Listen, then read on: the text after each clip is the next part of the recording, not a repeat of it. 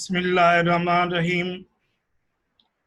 आई मताउल्लाह समेत जो assistant professor mathematics eight government Islamia science college Sukkur. बच्चों, आज हम लेक्चर नंबर 12 में चैप्टर नंबर 7 की एक्सरसाइज 7.2 पढ़ेंगे। मगर एक्सरसाइज शुरू करने से पहले हम कुछ कॉन्सेप्ट सीखेंगे। जो हमारे पास आज की टॉपिक है वो है equation of tangent line to the circle. Topic का नाम है बच्चों equation of tangent to the circle. Equation of tangent to the circle से क्या मुराद है? हम टेंजेंट लाइन किसको कहते हैं? टेंजेंट लाइन बच्चों उसको कहते हैं ऐसी स्ट्रेट लाइन जो कर्व की एग्जैक्टली किसी एक पॉइंट को टच करती हुई जाए और कर्व को क्रॉस न करे। ऐसी स्ट्रेट लाइन जो कर्व के किसी भी एग्जैक्टली एक पॉइंट को जस्ट इंटरसेक्ट करे तो हम उस स्ट्रेट लाइन को टेंजेंट लाइन कहते हैं। तो यहाँ पर हमारे पास जो कर्व है वो कर्व से मुराद हमारा सर्किल है।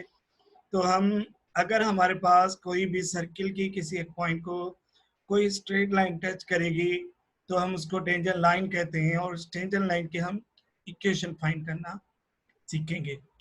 बच्चों, हमें पता है कि हम सपोज कर रहे हैं कि जिधर पे ये दोनों लाइनें इंटरसेक्ट कर रही हैं, जिस पॉइंट पे कर रही हैं उस पॉइंट को हम नाम दे रहे हैं let's suppose x1, y1। Tangent line क्योंकि हमारी एक स्ट्रेट लाइन है तो हमें पता है कि किसी भी स्ट्रेट लाइन की इक्वेशन फाइंड करने के लिए हमारे पास जो फार्मूला होता है बच्चों वो होता है y minus y1 is equal to m x minus x1। और हमें पता है कि general form of equation of circle is this x square plus y square plus 2gx plus 2fy plus c equal 0। ये हम ऑलरेडी लास्ट लेक्चर्स के अंदर पढ़ के आए हैं कि हमारे पास ये जो कोई भी सर्किल हो उसकी जनरल फॉर्म यही होती है। तो बच्चों, हमें किसी भी स्ट्रेट लाइन की इक्वेशन के लिए एक तो रिक्वायरमेंट है पॉइंट की जो हमारे पास ऑलरेडी अवेलेबल है और दूसरी हमें चाहिए स्लोप एम। तो अगर हमारे पास कोई कर्व हो, कोई नॉन लीनियर इक्वेशन होगी तो हम उसका स्लोप फाइंड करने के लिए क्या करेंगे बच्चों? उसको डिफरेंशिएट करेंगे विथ रेस्पेक्ट टू एक्स। तो हमने लिखा differentiating both sides with respect to x. बच्चों, अगर मैं इसका डेरिवेटिव करूं विथ रेस्पेक्ट टू एक्स, ये हम लास्ट लेक्चर्स के अंदर पढ़ चुके हैं। तो एक टर्म मैंने नहीं लिखा है कि d by d x of this whole equation is equal to d by d x of 0। तो मैंने डायरेक्ट लिखा हुआ एक्स स्क्वायर का डेरिवेटिव 2x होगा प्लस वाई स्क्वायर का डेरिवेटिव क्या होगा बच्चों? पहले पावर नीचे आएगी और पावर में से एक माइनस करेंगे, इनटू डेरिवेटिव ऑफ बेस करेंगे जो y का डेरिवेटिव dy अपॉन dx होगा। 2gx का डेरिवेटिव विथ रेस्पेक्ट x 1 होगा और ये 2fy का derivative with respect to y बच्चों क्या होगा? dy अपॉन dx होगा और कांस्टेंट c का डेरिवेटिव 0 होगा और इस 0 का डेरिवेटिव भी 0 होगा। क्लियर बच्चों? तो हम समझते हैं इसको। और तो अभी मैंने क्या किया, क्योंकि हमारा पर्पस ये कि हमें dy अपॉन dx फाइंड करना है। तो ये देखें dy अपॉन dx 2 टाइम आया है। अगर कोई भी चीज मोर देन 1 टाइम होगी तो हम कॉमन लेंगे, dy upon dx is common. तो ये अंदर क्या रह गया बच्चों? 2y और ये प्लस 2f रह गया और इन दोनों टर्म को मैंने कैंसिल किया हुआ है। मैंने क्या किया है 2x के साथ सब्ट्रैक्ट किया इसको बोथ साइड और मैंने फिर 2g के साइड भी सब्ट्रैक्ट किया बोथ साइड। तो हमारे पास इस साइड के दोनों टर्म कैंसिल हो जाएंगे और आपके राइट हैंड साइड पे क्या बचेगा बच्चों? माइनस 2x और माइनस 2g। तो हम पहले इनको डिलीट करते हैं। Clear my drawings? Okay. Then बच्चों अब देखें आप, इनके अंदर 2 इज कॉमन फ्रॉम दो जो है वो आपके दोनों टर्म्स के अंदर कॉमन है, बट माइनस 2 इज कॉमन। तो अंदर क्या रहेगा? x प्लस जी और इन दोनों में dy upon dx already common है तो मैंने बोथ साइड पे क्या किया हुआ बच्चों? 2y प्लस 2f के साथ डिवाइड किया हुआ है। देखें 2y प्लस 2f ये मैंने बोथ साइड पे डिवाइड किया हुआ है। ये आपकी बराबर की राइट हैंड साइड पे भी डिवाइड करते हैं और लेफ्ट हैंड साइड पर भी। जो लेफ्ट हैंड साइड का टर्म था ये दोनों कैंसिल हो गए बच्चों, तो इधर आ गया dy अपॉन dx और इधर फिर गया आपका 2 कॉमन निकाल दो ताकि आपको डिफिकल्टी ना लगे, तो ये बन गया y प्लस एफ, ये आपका f बन गया। इट्स ओके, थैंक यू बच्चों। थोड़ी सी केयर करने से आपको बहुत इजीली समझ आ जाएगा। इट्स वेरी वेरी सिंपल, क्योंकि हमने ऑलरेडी पढ़ा हुआ है, तो हमारे लिए इतना बड़ा मसला ये नहीं है। इसको मैं ऊपर करके रखता हूँ ताकि आपको डिफिकल्टी ना लगे, और हम इस पिक्चर को हटा देते हैं। देखो बच्चों, ये dy अपॉन dx हमें स्लोप तो फाइंड करना है, मगर किस पर फाइंड करना है? ये स्लोप पूरे कर्व का है, इस पूरे सर्किल का जो जो जो स्लोप निकलेगा वो ये निकलेगा जो हमने लास्ट टाइम फाइंड, बट हमें फाइंड करना है स्लोप एट दिस पॉइंट।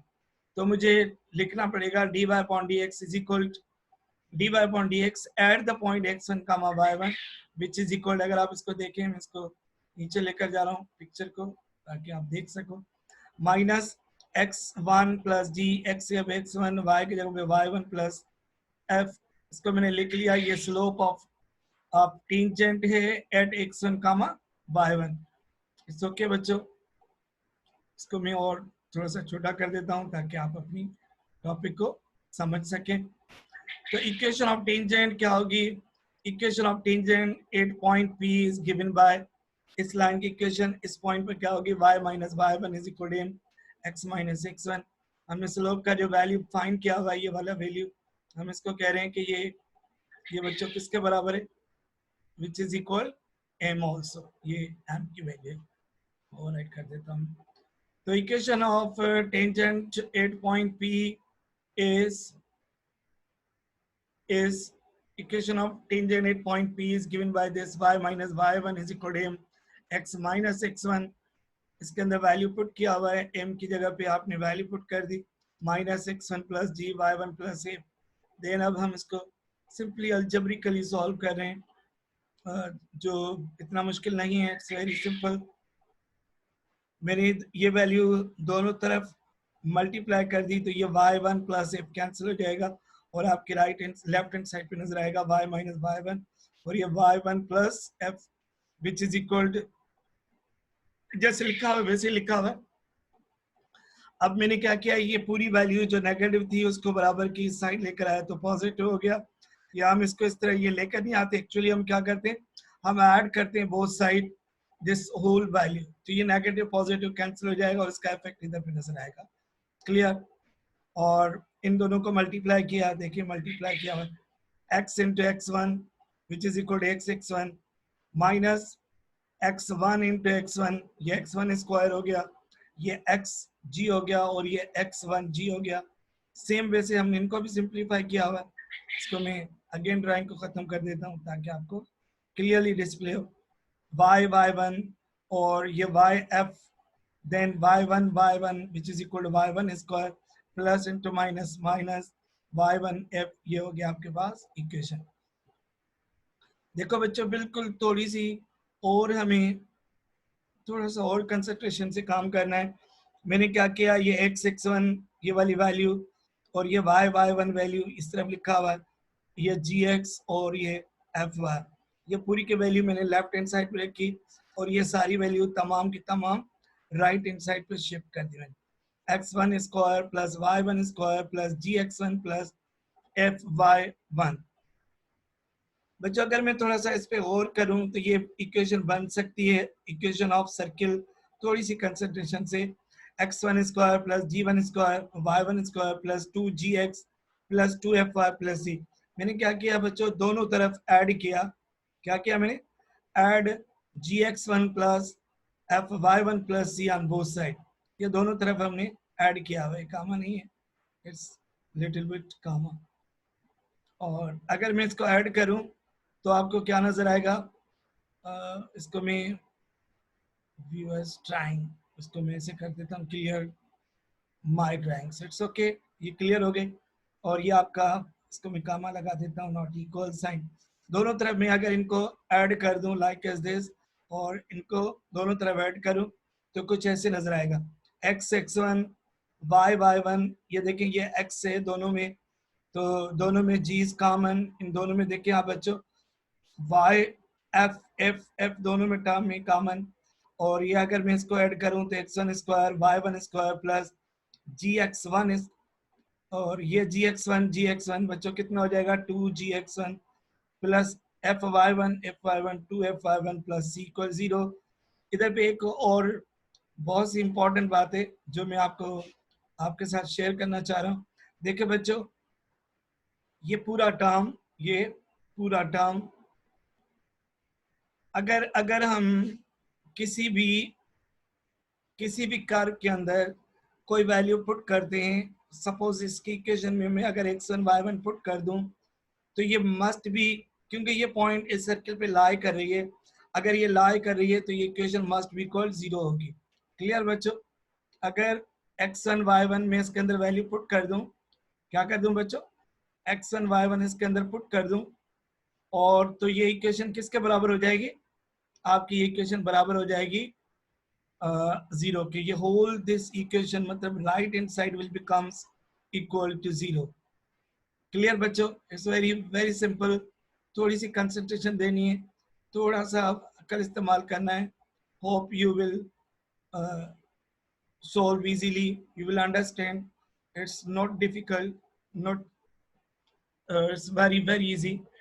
और अगर मैं इसको लेफ्ट हैंड साइड को अगेन दोबारा बना के लिखूं तो ये x1 y1 plus gx1 plus fy plus y1 और f times y plus y1 plus equal 0।